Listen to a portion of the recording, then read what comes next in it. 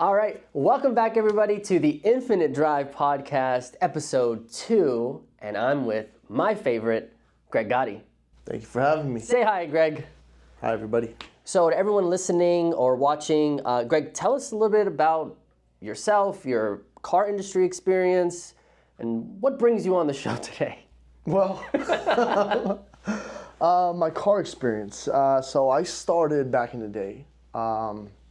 2 years ago. A little bit more than that. Right. So I got out of high school. My uncle had a dealership. So my dad kind of gave me the option. He said, either you're going to go to school or you're going to learn the business. And at that point, I had no interest in school. Right. So yeah, I stuck in the business and then had a long ride there, and then went over to the Lexus side in Beverly Hills. Took a little break when Vienna was born. And then I came back here, and I've been here since 2019. Wow. Yeah. So you've seen it go through changes here a lot, right? Yeah. I've seen the old regime. I've seen the new regime. So that fly that just flew by here, man. Right in your face. Right in my wanted face. to be part of the podcast. Right. Well, speaking of Vienna, I mean, when we post this, it'll be a few days before Father's Day, but happy Father's Day. Thank you. One of the best qualities that you have that I've learned over the last 2 years of knowing you is that everything you do is for your kids. And it's really awesome to see that, especially as a younger guy. Yeah. You know what I mean? Yeah. Mid-30s or whatever, it's like, there's a lot of other things you could be spending your money and energy on, but you choose your 2 beautiful kids. It's pretty cool. Did you bring me on here to make me cry? I'm going to fucking cry now. I'm going to get so emotional when I talk about my kids. No, I get it, bro. I'm getting emotional too. I don't even have kids, but it's a beautiful... You called me on here to do a car podcast. It's fucking making me cry now. I appreciate it. Thank you, Chris. Yes, that's real talk, bro. It's real talk. I appreciate it. I know you've voiced it before. Yeah, of course. I know, like, growing up, like, my dad missed a lot of things for me, like, as far as events and basketball games and whatnot. And I remember thinking, like, when I become a dad, I never want to do that. So sometimes, you see me all the time. I'll run out. I'll go to Christian's game. I'll come back. Yeah. But, yeah, they're my everything, so. It's really tough, I'm sure, because what I've learned in this industry the last 2 years is that this is, in reality, and maybe more so than now, it's a little more, I guess, forward motion in the way the industry is, but they really want you to spend your life here. Right. Like 12-hour days, right. 6 days a week. I know Roger spends 6 days a week here. And like you could work every day. Like they're never going to stop you from working here. Sure. So it's got to be really difficult to go, I'm losing money, but I have to spend time with my kids. Right. Like this is almost like a single man's game in a way. Absolutely. Yeah. Absolutely, yeah. So how hard is that to fight that, like, I got to eat, I got to, everything's expensive, but obviously I want to not be so much like my father and spend time. Yeah, it's definitely the hardest part of being in this business is managing that time. Yeah. Between family and work, but it's hard. It's kind of a lose-lose because when you're not here, you want to be able to buy them new stuff, and but at the same time, do they really care about that, or do they just want me to be in the stands and watch them play ball, or watch me play tennis or whatever? So it's hard to find that balance, but you do the best you can, I guess. And where I'm kind of going with this is that, me coming into the industry, there was always this stereotype that salesmen are like sharks and they're out to get you and rip you off, and sleazy, right. And like there are still some Sure. that act that way. But I think what I love about this and just us briefly starting our conversation is that, for the audiences listening that maybe have that perception of salespeople still, like it's very hard with all the information online for us to truly rip you off, Absolutely. Destroy your life. Absolutely. Yeah. And the other side is that, like you're a perfect example, like we're just people trying to eat, trying to feed our families, trying to survive. And it just so happens that we all love cars. Yeah. And it just so happens that we're educated in the sense of like how to put together numbers really well so that you can get into your dream car. Mm-hmm. And I think a lot of people also forget that, like, not for everybody, but for some people, getting a new car is like a massive experience for them. They're going to Right. have it for a while. It's like their first big purchase. You get to be a part of it. There's a lot of Right. beautiful moments with car sales that, Absolutely. you know, I think part of this podcast is I want to try to like get that across to people, like the whole Sharky used car dealership thing. It's kind of going away. Yeah. Yeah, exactly. I mean, I'm sure it still exists. I mean, we're kind of fortunate in that sense that it kind of doesn't really happen here. Right. But I mean, I'm sure it happens other places with the old school car guys. But yeah, I think the newer generation, like you said, I mean, consumers are smarter. I think the internet has helped big time. Yeah. And you know, these people do their homework before they come in. Yeah. You know, I think back in the day, people would just walk in and the sharks would eat them up. But they can't do that now. Right. Because these people, you know, they can literally park in front of the dealership, do their research on the phone, and, you know, say, listen, you got this car at 25 grand. I just saw one for 24. And they'll literally put it in your face. So, yeah, those days they're done with. Yeah, I guess it's in the kind of slightly negative side is it reduces the money that you can make. Right. In reality as a salesperson. You know, people still come in and they're thinking that we have thousands of dollars to play with in these used cars. Yeah. And it's too aggressive now. It's funny because sometimes, you know, I have access to seeing what a vehicle cost us. Oh, yeah. And I will literally turn my screen around and show them, like, listen, we're this much into the car. And we're losing money. And they don't believe it. No, they still don't. They're like, you know, how do you keep the lights on? Right. If you're, you know, selling the car less than what you bought it for. And then, you know, I got to explain to them, like, listen, in all transparency, when dealerships do this, they're hoping that you're going to buy something, you know, an extended warranty, you're going to come back for service, and then we're just going to, you know, we'll have you for a while as far as maybe a service customer, you know, maybe a parts customer. But it's funny because I'll show them the screen and they still don't believe it. Yeah. It's the long game, I guess, right? Yeah, it's the long game. Absolutely. So, right out of high school, you're selling cars. Yeah. Been doing it ever since. Yeah, so On I've and been off. out of high school since 2005, so 20 years, yeah. Wow. 20 years. Where do you see the industry going next? And I bring that up because my thought on it is, and while it obviously it removes some jobs, is I kind of like the way Tesla does it. Yeah.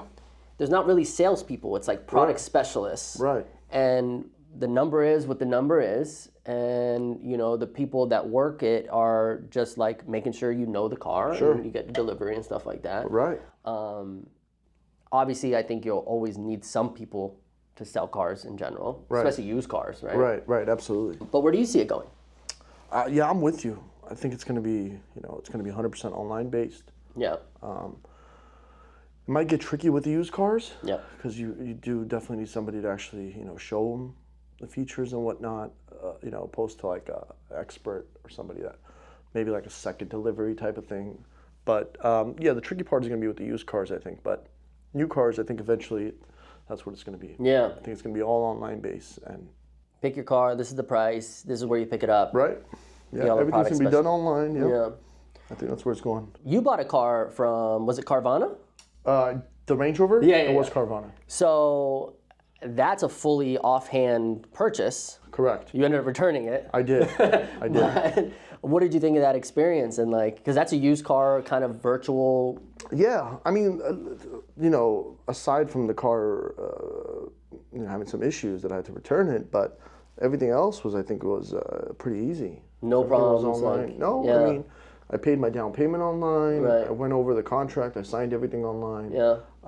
They actually refunded my down payment like right as soon as the car was picked up. So Yeah. I can't badmouth them for that. I mean, Yeah. it was probably my fault for buying a used Range Rover. Oh anyway. man, you were so excited though. I was excited. You were so excited for was that excited. thing, man. Probably a better move though. Yeah, absolutely. In the long run, yeah, I was gonna. That's a tough car Yeah.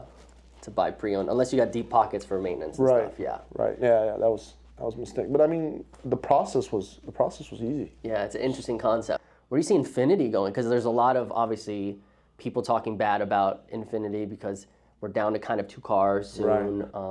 All the stuff with Nissan and all of that being our parent company. Where do you see Infiniti going? Do you think they could bounce back from this kind of negative connotation of where we're at too? I think they're gonna bounce. I have a strong feeling that there's gonna be a knight in shining armor come out of somewhere and save it. Whether it be from like the design aspect or somebody just to come in and revamp, and I think that's going to happen. I think Nissan has been around for way too long for it to go down. So I think somebody's going to come in, I mean, whether it was Toyota or Honda, or I think somebody's going to come in and kind of play hero for the brand and revamp it. Granted, it might take some time, but like I say, I mean, I always say about Infiniti is it's got its own fan base. So most of the people that come in here are returning customers. I mean, we're on our third Infiniti now, and I had an Infiniti before I even worked here. Yeah. And my wife loves it, so I think the fan base is going to stick around with it. I think so too. Yeah, and that comes from a Clippers fan. You know, we've seen highs and lows, so I'm pretty loyal. Right, exactly. At least you guys got your own stadium now. We do. That's we a have good the start. most restrooms in all of the NBA. Is that what Ballmer wrote on that. That's so funny. I remember him talking about that. Yeah. And, I mean, listen, it's funny, Yeah. but at the same time, like, me and Christian, my son, we went to a game. Mm-hmm. It was a Lakers-Clippers game at Staples, at Crypto Arena. Right. And of course, the whole ride there, before we even get in the car, I'm like, Christian, you need to use the restroom. He's like, no, I'm good. The second we sit in the car, right? Yeah. So I'm like, okay, we're almost there. Right. So we get there, and it's right before tip-off, and all the bathrooms, there was a line. No. And he kept telling me, like, I'm about to pee myself. Before you tip off. So then I was like, okay, this is what Steve Ballmer was referring to, because Yeah. it makes sense. It makes sense. How old is Christian? He's 6. Just for, Christian's my notation. son. Yeah, Christian's my son. He's my everything. He's my 6? little boss. He's 6. He'll be 7 in August. He looks big for a 6-year-old, right? He's pretty tall. Yeah, he's tall. pretty tall. I mean, the guy has like 14 meals a day. Rory knows about this. Like, on my days off, so on Thursdays, Carmen works, so it's kind of like daddy daycare the whole day. And during summer vacation, when he's with me, like, morning till whenever Carmen gets home, he will literally, like, this guy will wake up and have his breakfast. About an hour later, he'll want a snack. Then he'll get another snack. And then he'll ask me to order something, but he wants me to order double. So I'm like, dude, you're eating way too much. That's where your money's going. Yeah, it is where it's going. So I'm like, dude, you're on another level. But yeah, he'll be 7 in August, and he's got his mindset on going to Cabo for his birthday. At 7. He wants to go to Cabo, yeah. This is really funny. Let's jump on this topic too. Is the idea that because Vienna is how old? Vienna's 9. 9. So really young still. Yeah. But it's crazy that even at this young age, they have these ideas that are big, like things that you and I in our 30s would want, right? Because Vienna, what kind of car does she want already? She wants a light pink Tesla. Yeah, That's you what she know, wants, like a Cybertruck or something. Right. You know, like at 9, I never thought of what car I wanted to buy. No, me neither. And then he wants to go to Cabo. And he wants to go to Cabo. I was thinking like Disney or something. Yeah, like not even like Chuck E. Cheese, exactly. So it's pretty funny how society has warped or even our kids' minds on what the norm is. Oh, absolutely. Yeah. Absolutely. I always tell them all the time, and then Carmen always gets on my case about it because I'll get mad sometimes and I'll say, "You guys are so freaking spoiled, man." So spoiled. And then she'll turn to me and go, "Well, you started it. I mean, what do you expect? It's really you. You teach them, fucking teppanyaki 5 times a week. You don't want to go to, So. I remember you talking about Vaughn sushi is not enough for them now? No, no. They would never. Don't you know? When I was growing up, my grandma would, like, if we had like a middle school graduation or high school graduation or whatever it was, some type of event, she would take us to Sizzler, and we thought that was like, the salad bar, maybe. That was like Nobu, right? Right. Now it's time for our Glendale Infiniti commercial break. And this month we have a QX60 Pure on special for $399 a month with drive-off, loyalty, and only $19.99 out of pocket. What I've noticed here and what I've kind of even learned myself is everybody has a style, a technique when it comes to talking cars, selling cars. Yeah. Can you go through a little bit of your style, your technique? I just, I kind of feel people out. I think for me there isn't a generic way of dealing with somebody. There's no just a playbook that you got to go by. So it's kind of you kind of tailor the sales process to your customer that's in front of you. But I've always, there's been times where I felt that the customer didn't want to pull the trigger, and I've told them, like, just go home and think about it, dude. You're spending $40,000. Like, the car's gonna be here. I'm still gonna be able to eat. I think you should go home and think about this, because there's been times where I had a couple the other day that came in, And so the father was going to help her with the down payment, which was like a couple grand, and she was going to be making the payments. So when she originally came in, she said her payments were going to be, what she wanted was to be, let's say $500. Right. By the time she added this and that and whatnot, and she was close to like $800-900. Oh wow. Right, and just going by her income and just talking to her, and I saw that she was a waitress and she was busting her. So I said, I said to her towards the end, I said, are you sure you want to do this? And she was, yeah, I want the car. I said, I think you need to go home and think about it. And the dad was kind of shocked that I said that. Yeah.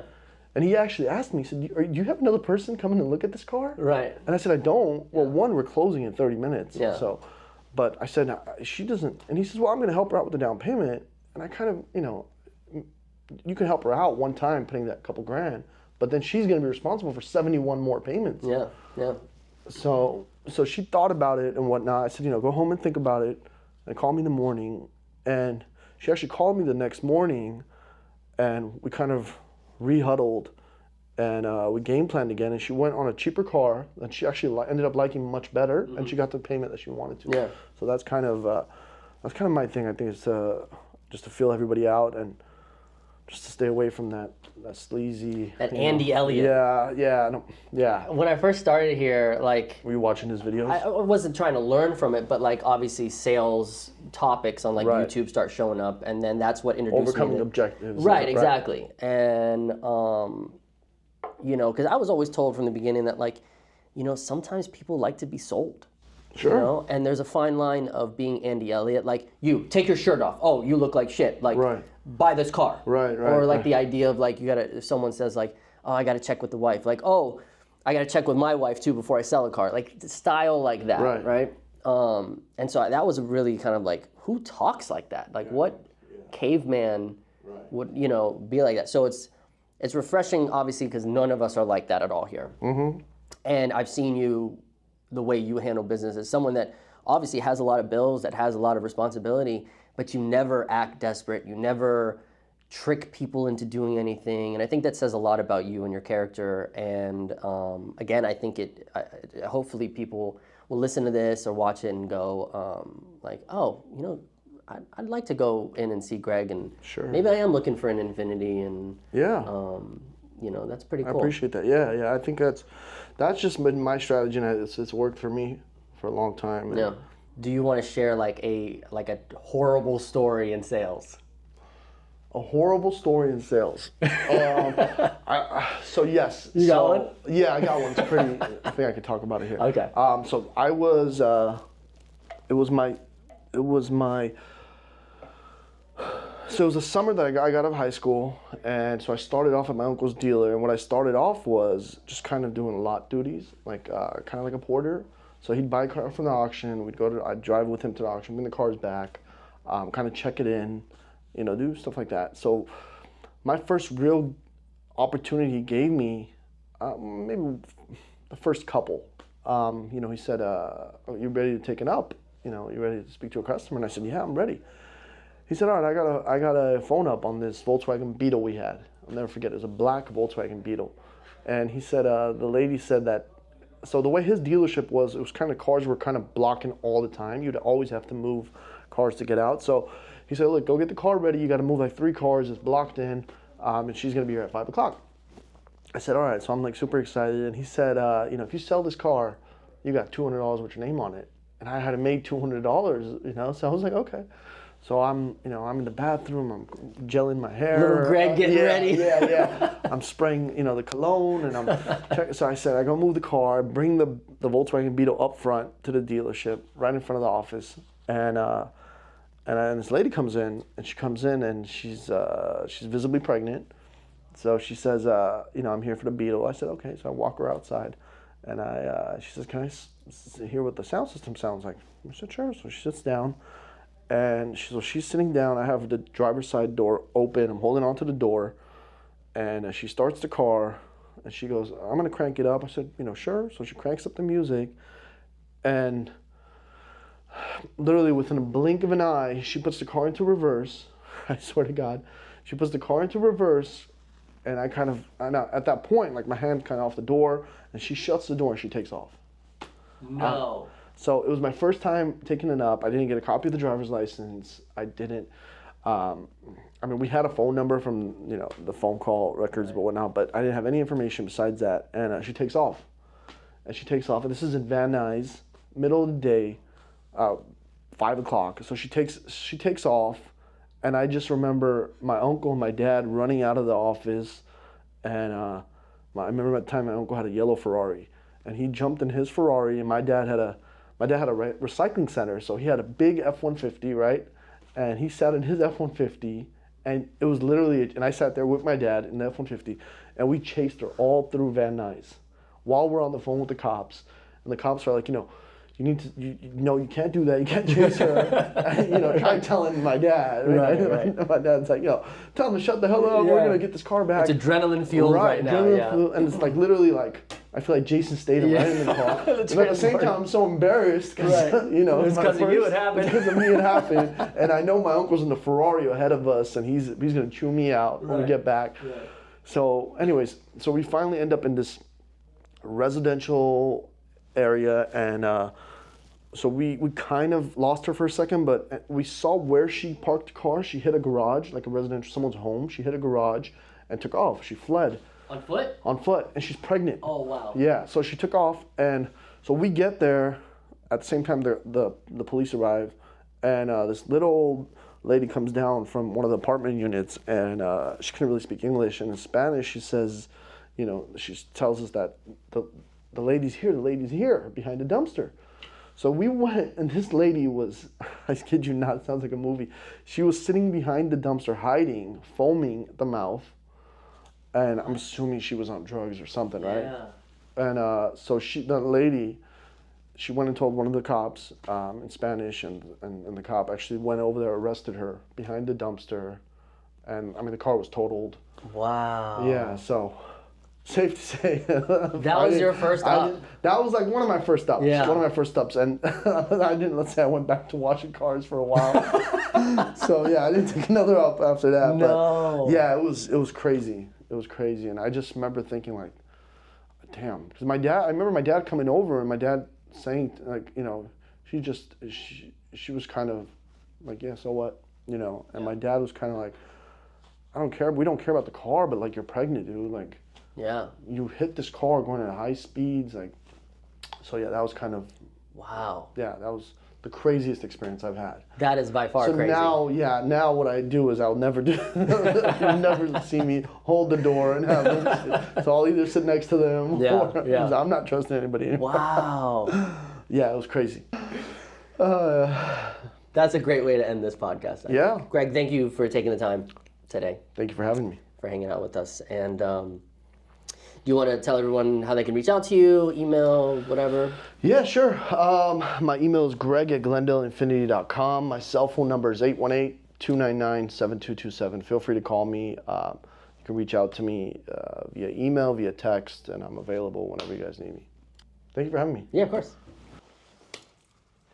All right, everybody, make sure you do all the stuff you do with podcasts.